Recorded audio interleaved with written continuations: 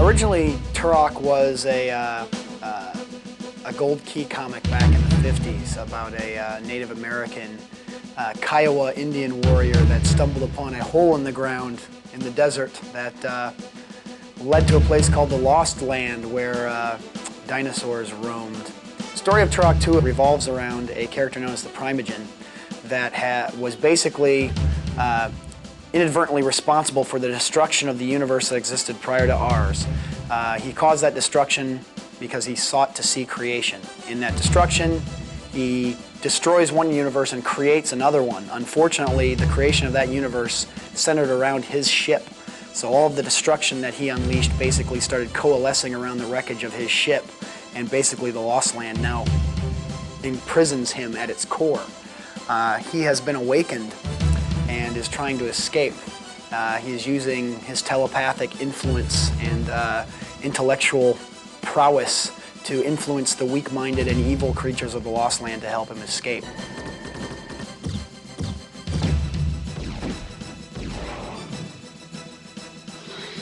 A big part of the problem in Turok was the character's ability to navigate through the world intelligently.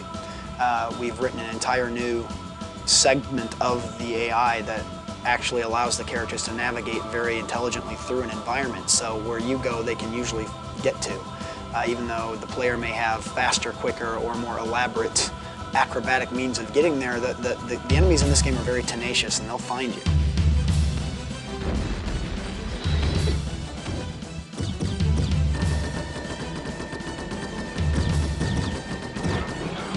It's a lot more adrenaline pumping, it's a lot more exciting, and it plays better than the original game did. So a lot of attention went in straight away to developing AI that was more aggressive, more exciting, and more intelligent, and more of a challenge to play against. In order to create something believable for the player, you have to create it as if you were experiencing what the player is going to be experiencing. You have to think like Turok, you have to react like Turok. What would Turok fear? What's threatening in Turok's world? That helps the player with the immersion into the gaming world.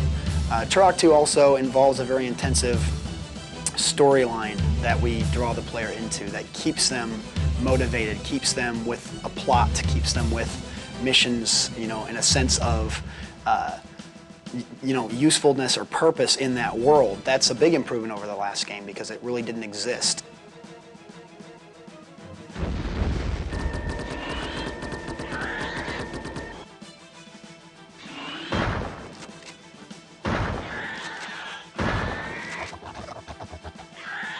This time you're compelled to take action as the hero in the game, but you're also compelled to be just as bestial in the game as the creatures that are attacking you. It's kind of the theory that you fight fury with fury. If you can't match ferocity in the game with the creatures that are attacking you, you're going to lose. So you have to kind of become this frothing ball of fury, but basically one that is, hell-bent on accomplishing a greater good. So while at the end of the game you have obviously the moral high ground, in the interim you can't hide behind it. You've got to become just as primal as the enemies that are hunting you down are.